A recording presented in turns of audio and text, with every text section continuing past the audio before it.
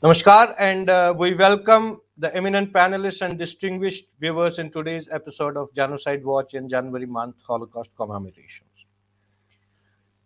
Thousands years of unabated Hindu persecution and genocide by the invaders and colonizers has not only consumed Hindus bodily but gave a deafening blow to Hindu mind as well.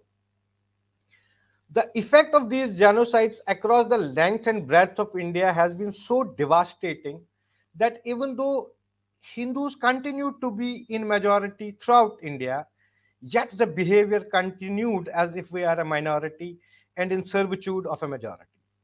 Mind space servitude has most detrimental impact on the anchors which binds the Hindu community to its thousands year old civilization.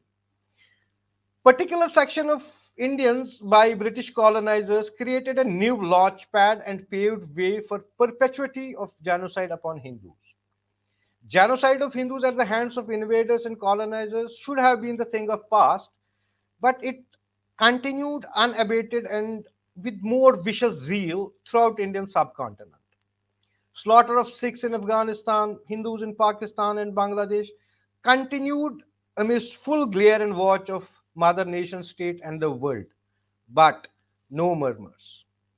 The height of irony reached when India continued its muted response and watched helplessly the genocide of Hindus in its own territory, Jammu and Kashmir. Thousands of Hindus in Kashmir suffered genocide and nearly half a million of them had to undergo exodus from Kashmir Valley during 1980-90. Intriguingly, the genocide of Hindus in Kashmir was aided, abetted, and supported by the same forces created as a milestone by leaving invaders and colonizers. Though United Nations mandates and authorizes any country in the world to act against the against even the other country abetting and aiding genocide, even if it does not take place within its jurisdiction, but it does have some amount of influence over that particular part of land. Indian state unfortunately has stayed as a mute spectator to the genocide of millions of Hindus and Sikh population in its neighborhood and on its own country as well. The victims of genocide whose rights are absolutely guaranteed by United Nations have been left to fend for themselves, and with a procrastinated state response, reconciliation and restorative justice as solution mechanisms has actually rubbed more salt to wounds of victims. To discuss this ahead, we have a very learned visionary, Francois Gautier. He has a functional working experience as a journalist of over 40 years. He also witnessed firsthand the anti Hindu jihadi violence at its peak in Kashmir in 1990. He has been living in India for several decades and has contributed immensely in spreading awareness about Hindus and India with his pioneering works. The Chhatrapati Shivaji Maharaj Museum in Pune is one of such projects. We are grateful to him for joining us in commemorating Kashmiri Pandits Holocaust Month, and we welcome Francois Gautier to today's episode of Hindu Genocide Watch, where he will talk about the procrastinated responses and the way ahead for Hindus. Welcome, Francois. Thank you very much. So, when we are talking about the procrastinated, response of state, how do you define it? Do you agree to this that there has been the response has not been as it should have been from state of India and as well as the international community? You see, first, I would like to give a little background. When I came to India very young, and when I started as a journalist, I started as most Western journalists do, with the same ignorance, the same prejudices, the same labels that most Western journalists apply on India. It's Kashmir that opened my eyes, actually. Uh, the Coming to Kashmir um, was like coming of age for me. Then I understood what a religion can do in the other to the other. Otherwise, probably I wouldn't have known. Probably I wouldn't have known because I see so many Western journalists and correspondents who come to India for 2, 3, 4, 5 years and go back with the same label, the same prejudices that they came from. Sometimes even, even more emphasized, even stronger. We see today uh, with Mr. Modi and the BGP that most of the Western media, from the New York Times to the Guardian to the French Le Monde, have a visceral hatred for the BGP. They come with that hatred, they come with that prejudice, and they go back even stronger. So mm, personal experience sometimes doesn't change people. For me, it changed me. But at the time I was covering Kashmir, it was the beginning of CNN.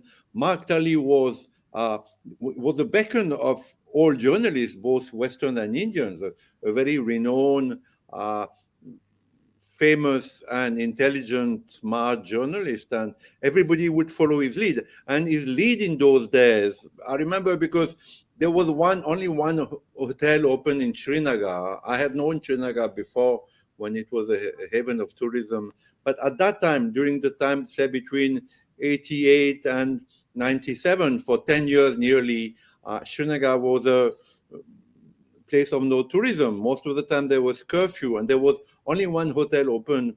It was called the Aduz. It was on the Jhelum, on the band, and so we were all there. And of course, Mark Kelly was our leader. And in those days, people have forgotten, but in those days, Mark Kelly used to say, the government, the Indian government, at that it was the Congress government on top of that. The Indian government is wrongly accusing the Pakistan government of arming, fostering, financing, and throwing back, Kashmiri militants into India to create havoc. But to me, it didn't make any sense. I had one of my first visits in Kashmir. I think it was maybe in 88 or 89. There had been a Hindu temple attacked in Srinagar. It was the Ganesh temple, I remember, a very small temple. It had been attacked by mortar from the banks of the Jhelum, and it was guarded, heavily guarded. So most of the journalists, most because we were a group, we were a group, and we all had these drivers, Kashmiri Muslim drivers, who were informant to both us and to the militants. So our Kashmir driver said on that particular day that you know um, there was one separatist. He's still alive today. His name will come back to me. As who was under house arrest, has escaped and is going to surface in the old Srinagar, the mosque, and give a statement.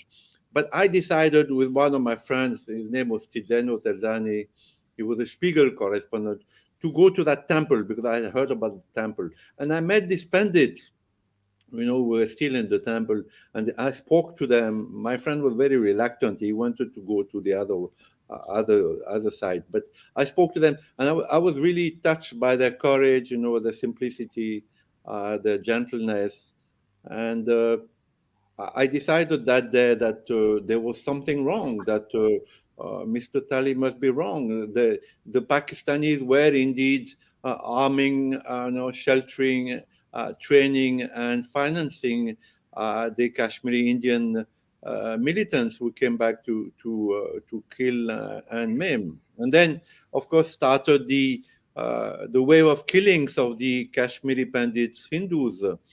Some of them whom I interviewed, like Dr. Tiku, like the director of the All India Radio, people whom I knew, and they were murdered often in plain sight.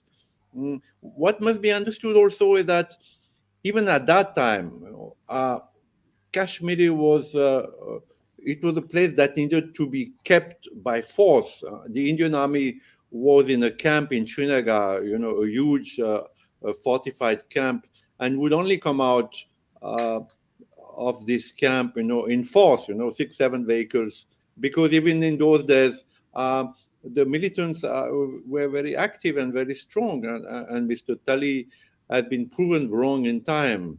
So my experience in Kashmir, when I witnessed the exodus of the Kashmiri Hindus, gave me three lessons. The first one is that, and we've seen it elsewhere in the world after that, but in those days it was quite new that Islam, if you're not a Muslim, considers you, of course, as a kafir, to be converted and to be eventually killed or chased away. So this is what happened in Kashmir.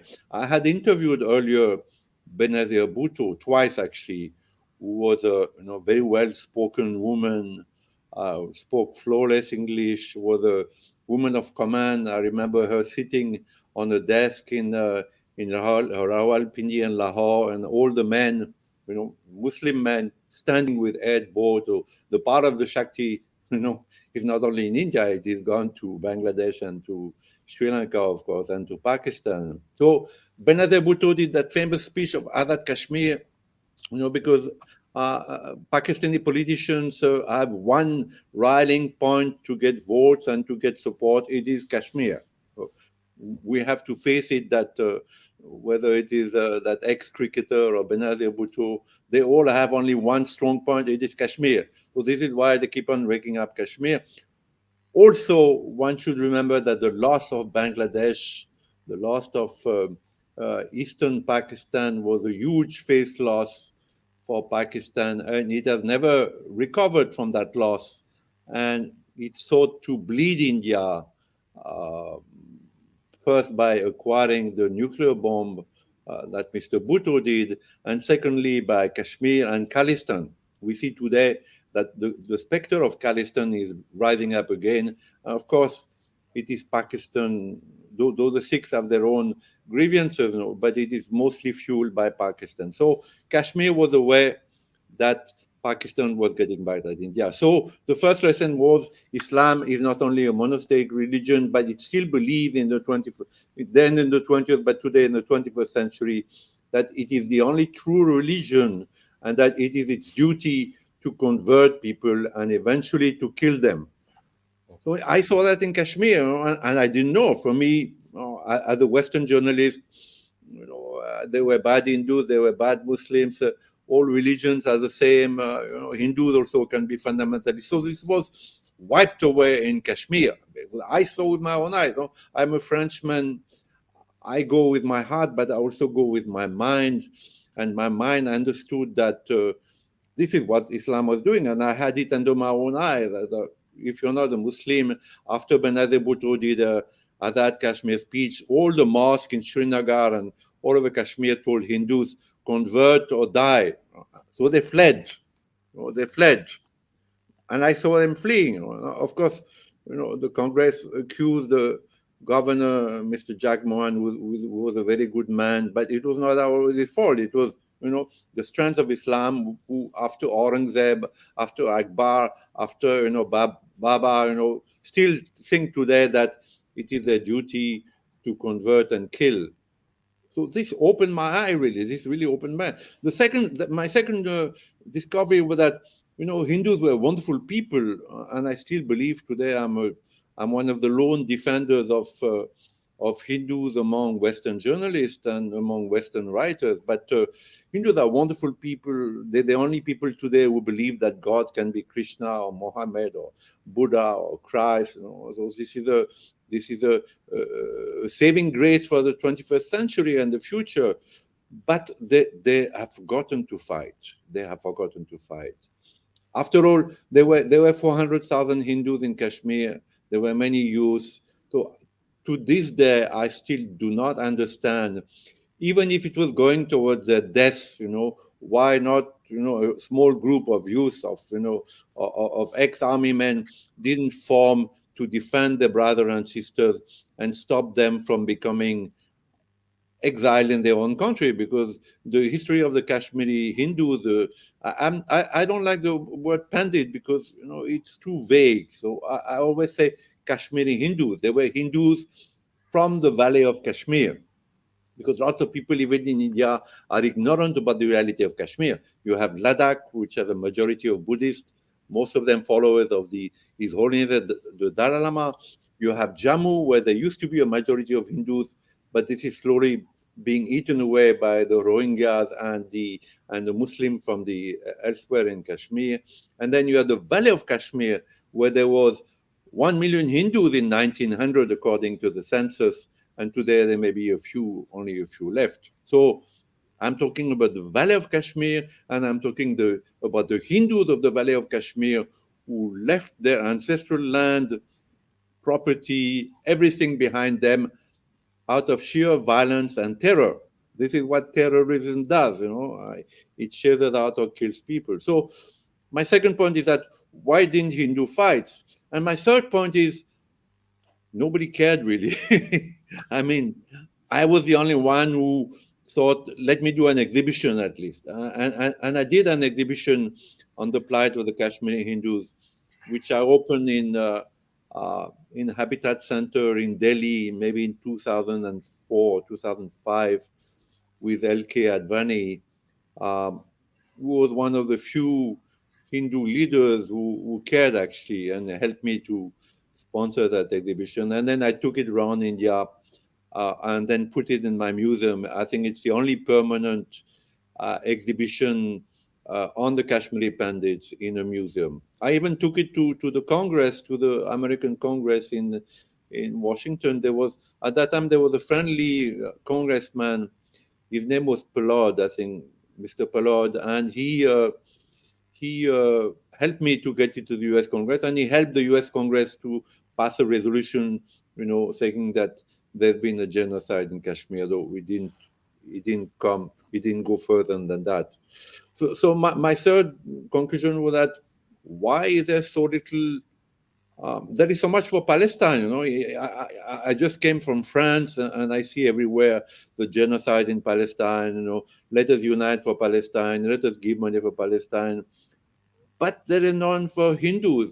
This is the only country in the world where you know Indians are living. Still a few left today. I mean, in those days, my wife and I visited a lot of refugee camps in Jammu, but also in Delhi, where Kashmiri Hindus were living under very difficult conditions. Thanks to Mr. Advani, it is the only country in the world where actually Indians are refugees in their own country. You can say Palestine, are refugees elsewhere. They say that Israel belongs to them, but here in India, you have Hindus who are refugees in their own country and who have scattered all over the world, a bit like the Jews did after the sack of the Temple of Jerusalem and become refugees all over the world. So it is a story that touched me immensely and still today touches me from a human point of view, but also from a political point of view, because Kashmiri Hindus are not a big lot, even though it's a huge number, say 400,000 refugees, and in 1900 if there were a million, then there are many others scattered all over India and the world. But nobody cares, and even the present government doesn't seem to be able to do anything. I know that they're good willing, but on the one hand, it is impossible to send them back to the Valley of Kashmir. Let's not talk about Jammu, because the Valley of Kashmir is the heart and the center of this problem. The Valley of Kashmir is the center. So unless you send them under armed escorts day and night, there is no way they can go back. What could be done is what the Chinese did in Tibet. What the Chinese did in Tibet was very smart. And once more, China shows that even in dictatorship, it is smarter than India. So what the Chinese did in Tibet is they offered poor farmers, hand farmers from other parts of China, land, free land in Tibet, and subsidies, and the backing, of course, of the People's Army, the Chinese army, to protect them. So they got Chinese to come and settle in Tibet, and slowly, so Tibet, the resistance that was in Tibet got faded out, and slowly the Tibetan language, the Tibetan customs got wiped out, because the Chinese, it became Chinese. So why can't the Indian government do the same thing in the Valley of Kashmir? And I'm sure there are poor Biharis, poor UPites, poor people from Andhra Pradesh, who are desperate. And if you offer them free land in numbers, there has to be, you have to offer it to 100,000, 200,000, 300,000 people, and you have to put a lot of money in it. But it's feasible. The Chinese have shown that it's feasible. Tibet is much higher and much more difficult environment. So if the Indian government had the will, it could do that. Of course, there'd be a huge backlash in the Western press, even the Indian press. All the Indian intelligentsia will talk about, colonization or whatever. But it seems to me the only way, and I don't understand why this government doesn't pursue this avenue, because we know that the alliance with this Mufti was a catastrophe. I mean, from the beginning, I thought that it was totally illogical to do that, and we see today that Mr. Amit Shah goes to Kashmir and Mr. Modi goes to Kashmir, and they promise jobs and hundreds of millions of rupees. But the Congress has done it also for decades. And my understanding of the Kashmiri Muslim is that they don't care. They don't care. They will take the money, but that's all. Their hatred of India will continue. And I remember in my days as a reporter in Kashmir, meeting nice Kashmiri Muslims, educated, nice, retired generals, retired, high school teacher, retired high court judges, and they would talk to me because, if I'm a Westerner, that means I'm pro Kashmiri Muslim. They would presume that, but after some time they would say, no, we feel more comfortable with Islam. They will say it in a nice way. We feel more comfortable with Islam. This is why we want to be with Pakistan. We hate India. We don't feel Indian. I mean, I'm talking about nice, educated Muslim from the Valley of Kashmir. After some time, we tell me we hate India. We don't feel Indian. We our first allegiance is to Islam. So going to Kashmir and making high-profile visit and pouring billions of rupees of subsidies to Kashmir, which has been going on. Kashmir is the Valley of Kashmir again is the most subsidized state in India. I mean, Kashmiri Muslims, many of them are employed by the government. I haven't worked in decades. There might be a little bit of change now, but they just got the salaries, while hating India. it's a complete, it's a complete ignorance. So the ignorance of the politician about the reality of Kashmir or the Valley of Kashmir is something that still baffles me today. And I thought the BGP would do better, because after all, Mr. Amit Shah is a hard man. He's been to jail. He knows the reality, but I don't see any chance. I know again it's a difficult problem, but again look at the Chinese. They saw, in spite of the entire Western world condemning them because they have the muscle power, because they have the economic power, they just went ahead with what they thought was right. And Tibet, they consider Tibet part of them. They faced, in Tibet, they faced a lot of hurdles. At some point, the CIA was supporting the Tibetan revolutionary, the Tibetan armed. There was an armed movement in Tibet which was quite tough and quite good, supported by the CIA. And supported by the American, financed by the American government, but they went ahead and they did it. I mean, today everybody goes to Tibet as a tourist. It is not Tibet anymore. It is China. You can call it Chinese Tibet. So why can't the Indian government do everything? Why does the Indian government always care about what the Western press will say? This is another thing that baffles me, not only as regard to the Kashmir problem, but also as regard generally. We know that the Western press hates Mr. Modi. In France, I tried to publish a biography of Mr. Modi, because no doubt he's going to be re-elected in 2024, and no doubt he's going to left his imprint on India. But nobody's interested. They all hate Mr. Modi. and they all hate the BGP. They think it's a government of, dangerous, worse than the Muslims, more dangerous than Islam, which is a total aberration. It's a total untruth. But so why does the BGP government still try to please these people? It baffles me, that every time Hindus come to power, I don't know about the past, because there was Shivaji Maharaj, there was Maharana Pratap, there were so many great warriors, who fought against all odds. If you take Shivaji Maharaj, he fought with a few hundred men, the most powerful army of the world, that of Aurangzeb, which had the most powerful weapons of the world at that time, more than the West. Aurangzeb was the most powerful man in the world at that time, and Shivaji Maharaj, just his wits and courage, and intelligence, and a few hundred people defeated. You can say that he defeated that man because of Shivaji Maharaj. India from Bombay to Kanyakumari, has a more softer culture, has preserved its culture, preserved its temple, has preserved its spirituality. That is thanks to Shivaji Maharaj.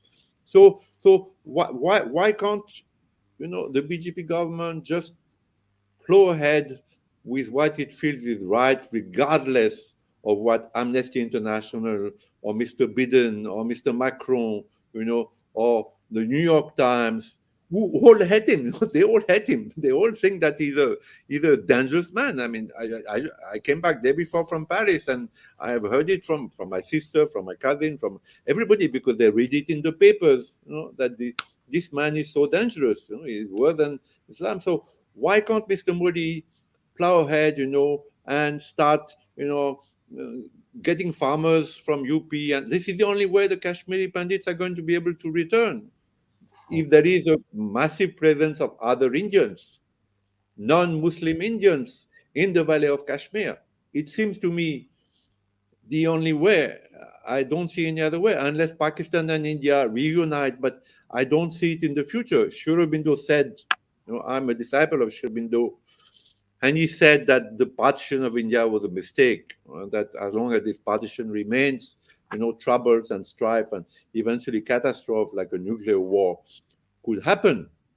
And he said the partition must go. So, yes, one day, definitely, either out of economic compulsion or because Pakistan will implode from inside, having unleashed so much terror, not only towards India, but onto the world, and so that it'll fall back into India's lap. But till then, I don't see any other solution of Kashmir. Pouring billions of dollars, or trying to make an alliance with a party like Mrs. Mufti will not work, and it showed it's not work. So yes, I'm a supporter of the Kashmiri Hindus, but I wish they would be more united. If you look at the Jews in America or elsewhere, they're not more. You can't say that they are more the Kashmiri Pandits. I don't know how many Jews are there in the US, maybe a million, I don't know, a million, 2 millions, but they have a huge lobby, because they're all united under one umbrella. So their political lobby is huge. They do museums. I don't see any museums of the Hindu Holocaust. I mean, the Hindu Holocaust is not only in Kashmir. It goes from Hindu Kush, till Mumbai 2011, and when Timur killed 100,000 Hindus in a day, where Babur did that and Aurangzeb did that. It's a huge Holocaust. Why is there no Hindu Holocaust museum? Because Mr. Modi wants to be seen as a prime minister of everybody. It's good, but at the same time, unless the Hindus propagate their Holocaust, propagate their suffering, how will the world know? How will the world understand? So there should be a Hindu Holocaust museum. There can be a Muslim Holocaust. Why not? I mean, Muslims were the biggest harbingers of Holocaust, but if they want to do their own Muslim Holocaust, why not? Let them do it. After all, Aurangzeb killed his father. He killed he killed his brother Darashuko, had him decapitated because he was an apostate. So they can do that, but why is there no Hindu Holocaust museum where the Kashmiri Pandits, of course, would find their place in India, in Washington? There are so many rich people in India. India is full of money. People think of India as a poor country, but there are billionaires in India by the hundreds. I'm talking about Hindu billionaires. Where do the money go? They give to Oxford, to some chair which will which will actually downgrade India, and talk about human rights in India. They give money to Harvard, they give money to, but why can't they do Hindu Holocaust? I have a Hindu Holocaust exhibition in my museum. I think it's the only one in the world. When the Dalai Lama came, because I'm a lover of the Dalai Lama, and So I did an exhibition on the Tibetan genocide, because there's been a huge Tibetan genocide too. But the Tibetans have a Tibetan genocide museum in Dharamsala next to the Dalai Lama. So anyway, he came to inaugurate that exhibition, and the Dalai Lama has a lot of security, as much as the Indian president, because he's under threat by the Chinese. So before his visit, the intelligence bureau came, the IB came, this came, that came, and so one of the first people that came from the intelligence bureau, they were two Muslims, and they saw my Hindu Holocaust exhibition and the Kashmiri Pandit exhibition, and they reported to the superior. And my wife and I were told that, unless you remove that exhibition, uh, we'll make a show cause notice against you and you can go to jail. So that would have jeopardized the entire visit of the Dalai Lama. So we removed the exhibition and the Dares, and I put it back after the Dalai Lama visit. So of course, it requires some courage, but this is a powerful government. Mr. Modi is a powerful man. I think he's probably the most powerful prime minister that India has had. People like Manmohan Singh were just fingertip ministers. They had no clue of. But Mr. Modi has a hand on everything. Every important decision today comes to Mr. Modi and the PMO. The PMO has, India needs to be decentralized. I'm a believer of decentralizing India, but under Mr. Modi, though I'm an admirer of Mr. Modi, and he's done so many extraordinary things, but his PMO today controls everything. The ministers, can't open their mouths now. They cannot spend more, I don't know, than 5 crores without the PMO's approval. And every important decision comes to the PMO and eventually on Mr. Modi's desk. So why can't this be told to Mr. Modi that this is one way to bring back the Kashmiri Pandits to their homeland? An extreme injustice, which is unique in the world, is that you start Indianizing the Valley of Kashmir.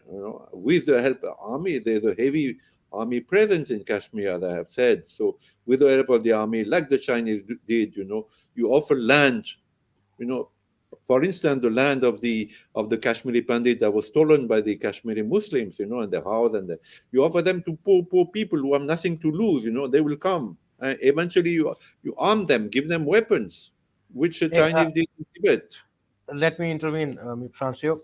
You raised two important questions. The observations which you had actually experiences which made you to think like that. One was that why didn't Hindus of Kashmir retaliated? Why didn't we pick up the guns at that time when this exodus, this genocidal assault was made on Kashmiri Hindus? Firstly, we need to understand the demographics of it, demographic situation. 2% of the total population scattered all over India. So there was no communication lines between the people. The people who were living in South Kashmir were not aware what is happening in North of Kashmir. Secondly, very importantly, let me add to your information and to the information of everybody else that yes, there were some young boys who actually worked with the armed forces. And one of my friends, because he has decided to come out in open, rest of them are not very sure that whether they want to give their names or not. His name is Rakesh Hundu. He's a dear friend of mine. He was part of the anti-insurgency regiment in 1990 itself, but it was government of India which banished that unit. Thereafter, then, when we talk about anti-insurgency operations in Kashmir, which was actually led by the Kokapare, the insurgents, it was actually the brainchild of Captain S.K. Tikku, who was the brain behind these operations. What happened to them after 1996 when they government of India handed over government to National Conference under the leadership of Farooq Abdullah? Slowly and gradually, most of them were eliminated. Now, whosoever is saved, nobody knows about them. Where are they actually today? So it is not because only because of they didn't pick up out of cowardice or anything else. And let us not also forget this: from last 700 years there has been a continual genocidal assault on Hindus of Kashmir. And Right. one of the techniques to execute genocides is softening the psyche and the victims, the setup, the sociological setup. They have been softening that. When we talk about when we talk, do you know, in I think during Shah Mir's period, it is written that Lavanyas were the the valiant community. Do you know how they were softened by Shah Mir, Mir Hamdan? He got No, Muslim no, I girls. don't. Won't. he, he got Muslim girls to marry into these Lavanya tribe, and slowly and gradually they softened them and subsequently converted them. They were the warriors at that time. So Hmm. these are the techniques which are being employed by the genocidaries. And now, when you are talking about moving, changing the demographies of Kashmir, recently last year itself, 2021, there were around 2.5 lakh Hindus, and not actually Hindus, Indians, in which came from Bihar or Madhya Pradesh or UP, and were working as laborers in labor in Kashmir. Three killings, three or four killings, and the threats when Golgappawala was killed, that Bindru was killed, and thereafter, majority, there was a silent exodus yet again. I'm talking about, I have covered it. No Yeah. other media covered it. We covered it. We have the videographs. We videographed it actually, how they were putting up near railway station. No Hmm. mainstream media covered it. Government did not help them. They were helped by the local volunteers, and Panun Kashmir was one of the social organizations which helped them, provided them food and shelter, etc. So it's not that easy that they bring in people. You are dealing with 97% who are Islamized, radicalized, Sure. and then there's a country which is abetting and aiding them. The country believes that it's a milestone. Not that the mission is not complete. Mission is Ghazwa Hind, converting entire India into Darul Islam. So, having said so, don't you think the one of the ways which we are being suggesting to through when in 1991 Mark Darshan resolution was adopted by exiled Kashmiri Hindu community, we suggested that Kashmir should be divided into two parts. Let Jahlim be the the boundary, the dividing point, north and east of Jahlim. That will provide a geopolitical foothold to India. That will actually provide India an opportunity to bring in many other people. If it is centrally administered, then government of India can bring in many other people into that fold, and from there they can actually stop this genocidal attrition and attack. What is your Sure. take on that? No, no, I think it's a very good proposal. The only thing that we need to think about the Chinese angle. Now, the Chinese, a war between China and India is a possibility. If there is a war in the world that can erupt in the 21st century, it will be a war between India and China because China is relentless, ruthless, and doesn't fear India and thinks that it can get away with anything. So eventually, whether it is limited war or a full-fledged war, we do not know. But India needs to think from a strategic point of view. Already, China has been taken over Tibet. It can sweep down on the plains of Assam from Tibet.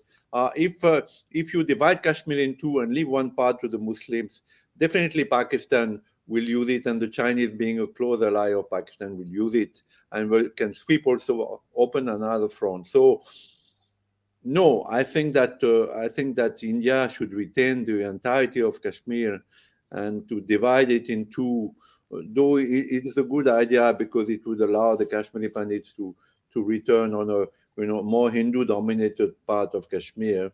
It, from a strategic point of view, from the point of view of the Chinese aggression, is not a good idea because. China is surrounding India from everywhere. It is not only Tibet, but it's also Pakistan, Kashmir, in Sri Lanka. They have a huge presence. In Burma, they have a huge presence. In Nepal, of course. Yeah, so India needs to think about China is a greater enemy at the moment than Islam. I feel that the number one enemy. Mr. Doval asked me once, who do you think is a greater enemy of India? Pakistan or China, and I didn't hesitate. I said China, and he agreed. Pakistan is a volatile country. It's not a democracy. It's a small country. True, it's got nuclear bombs, but it knows that if it attacks India, it will be wiped out of the earth. The nuclear arsenal of India is 10 times that of Pakistan. So No, I don't think Pakistan is a more important enemy, but China is. So, in that perspective, Kashmir, has a different coloring. Kashmir strategic for India. Of course, Kashmiri Kashmiri Hindu problem, humanitarian problem is a priority, but China is the enemy, and India needs to be seen strategically. And Kashmir is very important.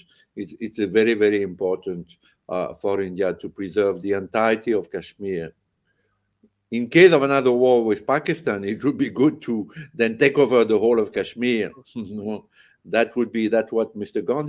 Gandhi should have done, because she defeated she defeated the entire Pakistan army and made 100,000 prisoners. She had Pakistan at her toes. She could have done anything. She could have, she could have, taken parts of Pakistan. She could have done anything, but she chose, in a true Hindu, you know,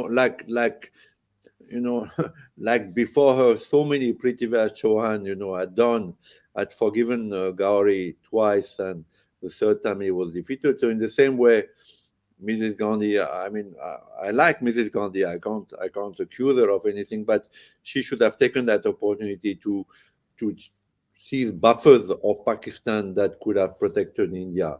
So if there's another war with Pakistan, I hope Mr. Modi will have that wisdom, that if you take the whole of Kashmir, then it becomes an easier problem probably. When by this logic, then the division of Ladakh was much more dangerous if we see the Chinese angle. But still, I think once if we even strategically, have a analytical view over this creation of a geopolitical foothold in Kashmir, it is going to strengthen India in Kashmir, Bharat in Kashmir, and now check out, you have 100% population, which is not in favor of you. You have a population that is hostile to the idea of India, the ideal idea of pluralism. But by creating any such geopolitical foothold, it gives actually a strategic strength to the idea of India. Now, when we're talking about this genocide of Hindus and the procrastinated responses, you see, 400 million. It is the figure given by Farish, a Persian historian, in 15th and probably in 16th century. So the count is of 400 million. And then, do you think that since the magnitude of the horror is so high that whenever one tries to comprehend it, it just somewhere No, makes no, you it no, makes you no, no. unwell. I don't Yeah. think. If you look at the massacre of the Jews by Hitler, and there is ample documents now, films and evidence of survivors. It's you can't believe that humanity can do this to humanity. But it's a stark reminder to the world that, because people have died, everybody had died. All the perpetrators and all the those who were persecuted or killed, they all have gone. So we need to remind the world of what monstrosity can do, and definitely there were enough monsters during the invasions of India. We talked about Timur and Babur and Aurangzeb, so many more, and we can talk today about Kashmir too. That it can be an example to the world, that should not be repeated. Why is it not taught to Indian students? That the Hindu genocide, was one of the greatest. And after all, most of the Muslims today in India and Kashmir were converted, and their families suffered. They were killed. They were, eventually they converted, and 6, 7 centuries later they forgot that they were Hindus. But even in Kashmir, the population, uh, amongst the Muslim population, only 3-4% are genuine descendants of Persians or Afghans, or who conquered Kashmir. The rest are all converted Hindus, either from lower caste or even from higher caste, who were coerced into conversion. So it should be up to the government to change, the history books. And I'm surprised that after 7.5 years of BJP rule, I have wished the BJP to come to power. I knew the BJP 25 years ago when they were outcast. I knew well Mr. Mulimana Joshi, Mr. Advani, Mr. Vajpayee. When nobody thought they would, the entire media, Indian media, would make fun of them. I remember when Mulimana Joshi went to raise the Indian flag in Srinagar, which today would be thought as something glorious. The entire Indian media made fun of him. So I knew these people for such a long time, and I wished them to come to power. I was not sure they would come to power, but they did come to power. So now that they are in power, and they've been brought to power by Hindus, I think Mr. Modi himself has been elected by 97% Hindus. Very few Muslims and Christians would have voted for Mr. Modi, maybe 3-4%. All the rest are Hindus, from the Dalit to the Brahmin, from the Kashmiri Pandits to, the Kshatriyas. So it is time for Mr. Modi to repay that debt. We see that when the Congress comes to power, or when Mr. Mamta Banerjee comes to power, she caters to the people who have elected them. Mr. Mamta Banerjee keeps catering to the Muslim because she knows that with a Muslim vote, she's going to get re-elected. She does it in a very cynical, and very, not a very nice way, but she does it, and I think this is real politics. But we don't see the BJP doing that. I have met 4 education ministers, from Mrs. Smriti Irani to Mr. Javadekar to Mr. Nishank Pokriya, and I've even met the new one, Mr. Dharmendra Pradhan. They're all good willing, but they do nothing. In 3-4 years, 2-3 years, nothing. There's no chant in history books. There is no chant in the Aryan invasion theory, which is still the foundation stone of all history book. There is no chant in anything. So, I mean, I'm a little, though I'm a defender of India. After 7.5 years of the BJP, I'm a little disillusioned by how little has been done for the Hindus, because after all, right, this is a democracy of diversity. There are Parsis and Sikhs and Muslims, and we understand that. We understand that Mr. Modi needs to be the prime minister of all Indians. He can't be seen as the prime minister of Hindus. We understand that, but it looks sometimes as still like it was under the Congress. The minorities get priority, and the Hindus are put on the back burner. And this is true also for the Kashmiri Pandits. So I'm a little disappointed, and remaining supporter of Mr. Modi, because I know he's doing great things otherwise. But this is the country of the Hindus. The Hindus have made this country great. The Hindus are the only one who say that God can manifest at different times using different names, using different scriptures. The Hindus are the only one who can go to a church, go to a mosque, go to a Sikh temple and feel that they're seeing God. I don't know any other nation in the world that can do that. The Christian still think that only Jesus Christ is the true God. Though now the Christians have opened a little bit more than but the Muslims still think that only Allah is great, and it is my duty to convert everybody. Okay, we understand if a Muslim says, I think Allah only is great, but okay, let me live in peace with my neighbor. Maybe that happened in Kashmir for many decades or many centuries. I'm not sure about that, because there have been many pogroms in Kashmir throughout the centuries. But if a Muslim would say, okay, Allah only is the only God, but okay, I accept that others may, worship false gods, but I'm not going to fight them for that. That would be fine. But it is not so, and we see that as far as Christianity is concerned, Christianity is still sending missionaries to India to convert, Hindus to the true God. And Mr. Modi went to the Pope and invited him to India. This is great. This shows his Hindu tolerance and Hindu openness. But the Pope is going to come and say, like the previous one came when Mr. Vajpayee invited him. They're going to say, India is the next, land of conversion. It's the next haven for Jesus Christ. That's what he's going to say. And more or less openly. So why not a Hindu Holocaust museum where the Kashmiri Pandits' genocide would be shown, in black and white? Why can't the government of India sponsor that? What would be wrong? I mean, it can even, it doesn't have to do it directly. It can have an organization that does it so that it is not openly the government of India. Why not, uh, can't they be in Paris or in Washington or in London? There are so many Nehru Cultural Center which just cater to Bharatnatyam and other things which are of no irrelevance today. Have Hindu Holocaust exhibition. My Hindu Holocaust exhibition I took around the world because Sri Sri Ravi Shankar saw the film, and the world remained silent, made by Ashok Pandit, and started crying. And then he saw my exhibition, and he took it with him all over the world, including to the U.S. Congress and Parliament in Scotland, in Israel, everywhere. Why can't the Indian government do that? This government looks like it's a you know it just wants to cater to public opinion, but Hindus are still 1.2 billion in the world.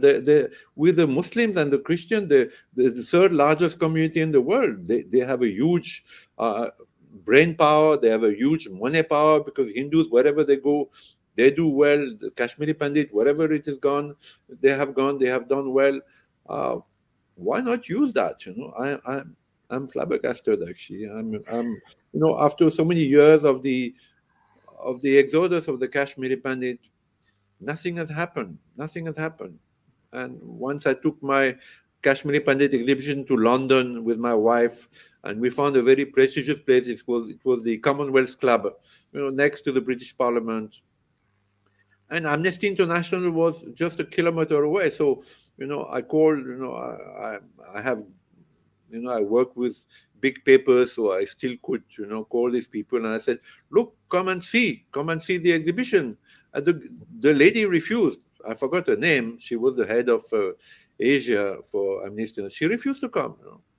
And then somehow I got one guy of the Times of London to come with great difficulty. He came, looked, he didn't say a word. He looked at the entire exhibition, which is a very powerful exhibition. Didn't say a word. And then he took me to a pub for a glass of beer, and he said, "This is rubbish." I felt like crying. I mean, I put so much. My wife and I put so much effort and love, and this guy, the Times of London guy, who colonized India, whose country colonized and bled India for 3 centuries, told me this is rubbish.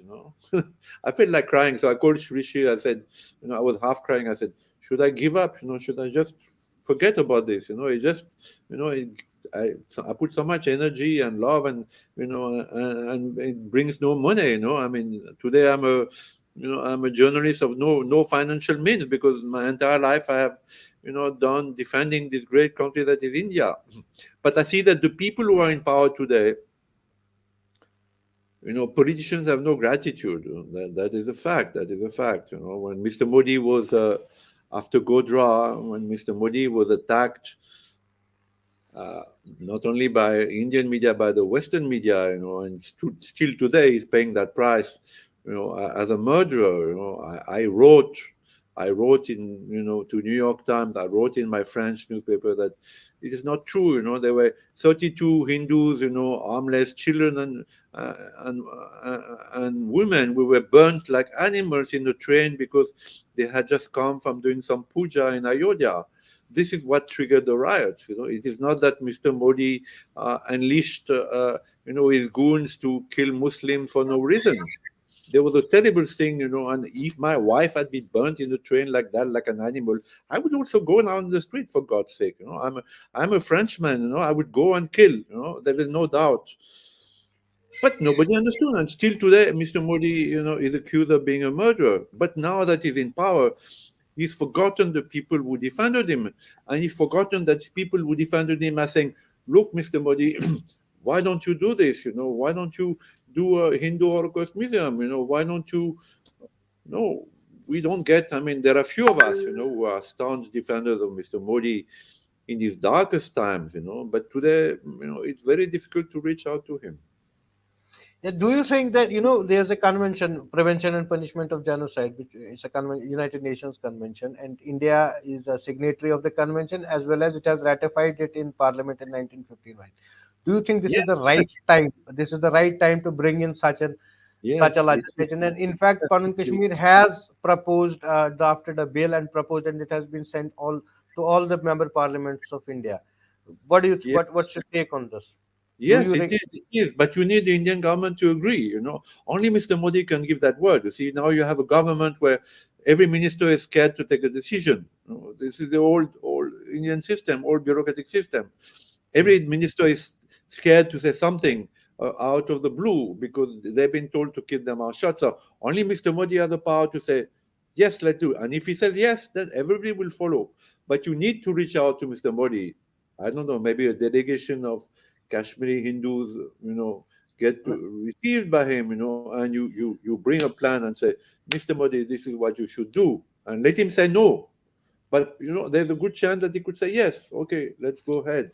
This bill has reached his office, and I don't know what would be its fate, but hopefully, we are very confident that one day it will see the light of the day. We have a question from Mr. Vikram Razdan, who says, "How to get Modi to drop the Gandhiwadi policy of giving special privileges and ignore Hindu voters, not even recognize Kashmiri Hindu genocide?" So, Oh, but you see, ultimately, Mr. Modi will come back to the Indian people when he needs to be. Normally, he said, that uh, above 65, you should not be re-elected or be a minister. So I don't know whether he will represent himself again in 2024. But anyway, his party will come back to the Hindus in 2024 and UP elections. And there have been signs that some of the Hindu voters are disillusioned with the BJP. So that needs to reach him. I mean, there has to be enough. I think the social media is a powerful tool, though still not as powerful as the mainstream media. I think Mr. Modi must be reading every day the Times of India, the Hindu, or he must be getting someone, to show him the important articles. Uh, but the social media is one tool that can be used to tell Mr. Modi that we are your voters. We are the one who voted you to power, and you seem to ignore us. You seem to give preference to minorities. You seem to prefer to go to you know the wedding of some Bollywood star or some important cricketer and cry when a Dalit is commits suicide, but keep quiet when sadhus are brutally murdered in the most violent manner. Why is it sad? Why is it so? But I don't see many of these questions on the social media. I mean, the supporters of Mr. Modi, some of them have misgivings. I know that some of them have misgivings, but even they keep quiet because it is true that if the Congress comes back to power, it is a million times worse. So Mr. Modi is still a million times better than the Congress in terms. He's a honest politician. He's a hard-driving politician. He has done reforms that are important to India, though they've been diluted. His Swachh Bharat movement, which was a great, it's such an important and great movement.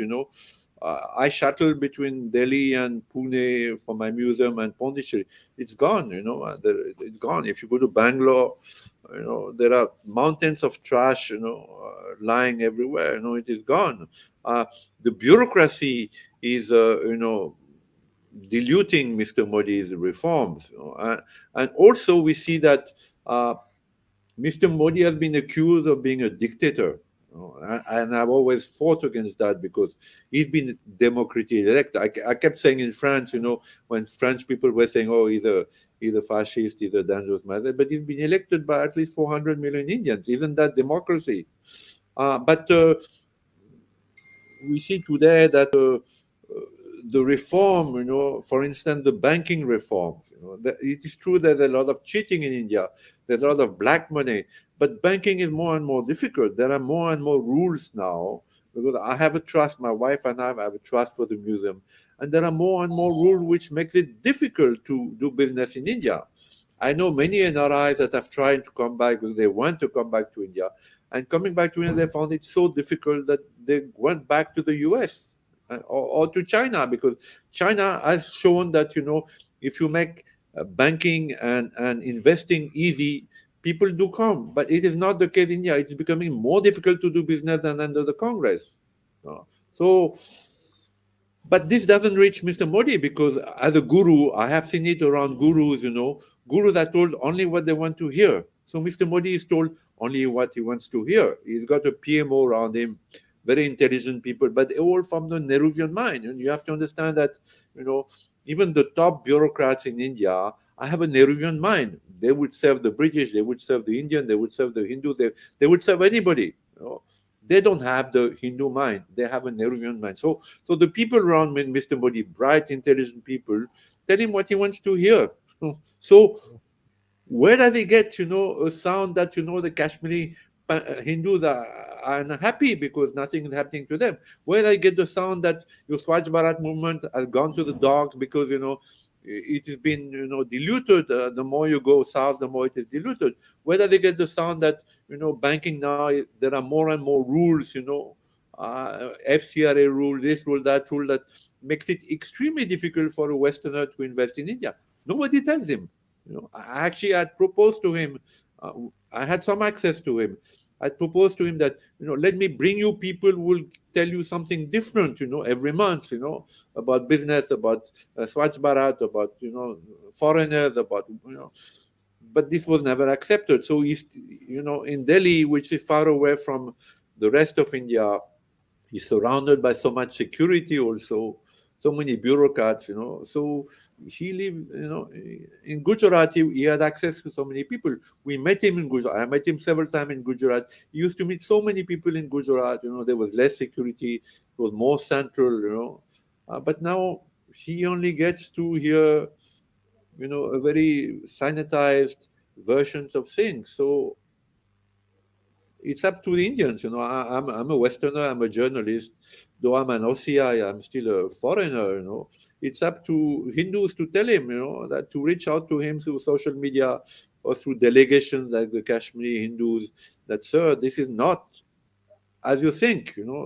Things are not as you think. There is a dissatisfaction amongst many Hindus that their temples are still under control, whereas mosques and churches, are totally free. And Hindus see it as a grave injustice.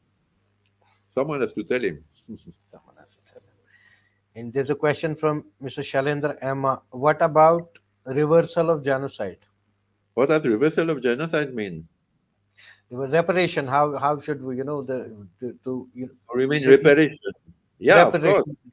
of course, of course, of course. I mean, the Kashmiri Pandits should be given back either the land or proportionately all the land and the wealth that they have lost. We saw with the Jews that after the Second World War, the Swiss banks, which had ordered many of the Jewish money given by Jews who thought they would survive, and then they died and nobody was there to claim, were forced to dish out money. And we saw that, uh, like art paintings, Jewish people were very rich in Europe and they had many priceless arts.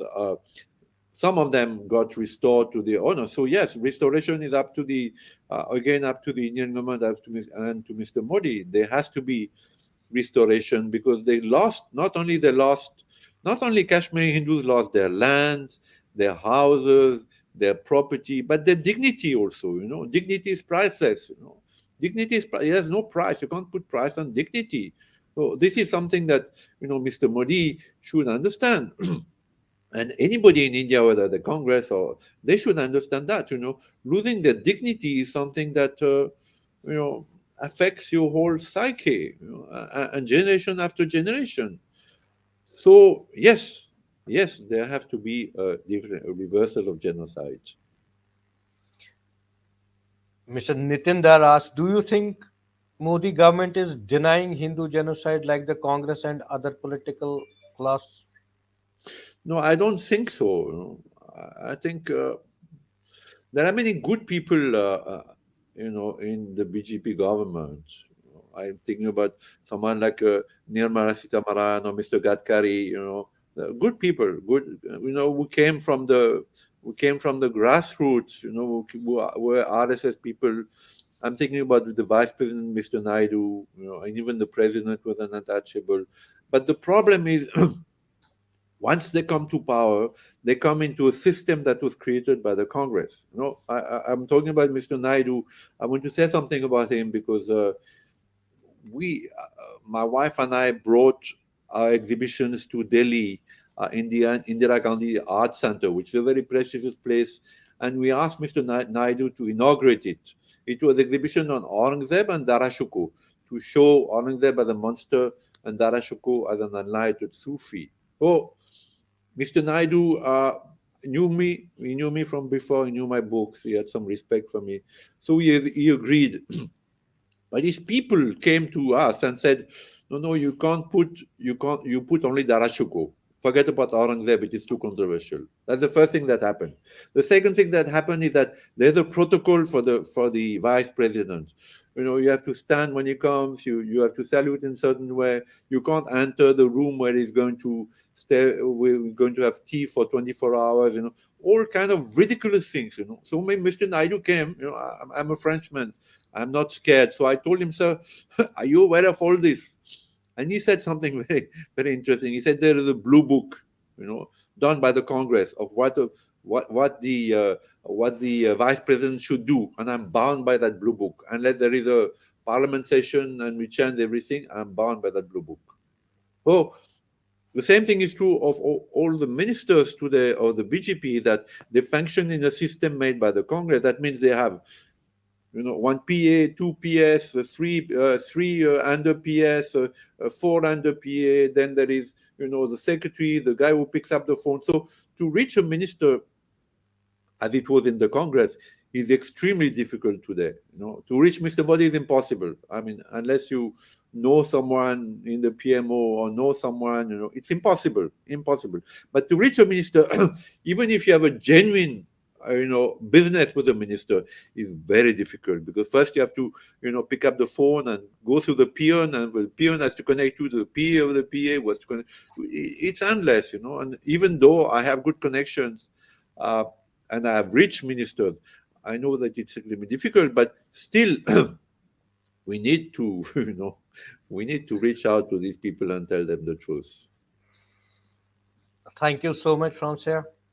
And the thing which I learned is that if this reparation of genocide has to see the light of the day, we have to get rid of this blue book. Thank you so much. My pleasure, my pleasure. And I'm remain a friend. I remain a supporter of you the have been a Kashmir, friend. Thanks a lot. Thanks a and I lot. Thank you. remain, and I remain. And सभी viewers का भी बहुत बहुत धन्यवाद. कल फिर मिलेंगे इसी टाइम पे, इसी चैनल पे. कल हम बात करने वाले हैं कि Hindu resistance against genocidal assaults, और हमारे साथ जुड़ेंगे प्रोफेसर रमेश्वर मिश्रा पंकज जी. तब तक के लिए नमस्कार, धन्यवाद.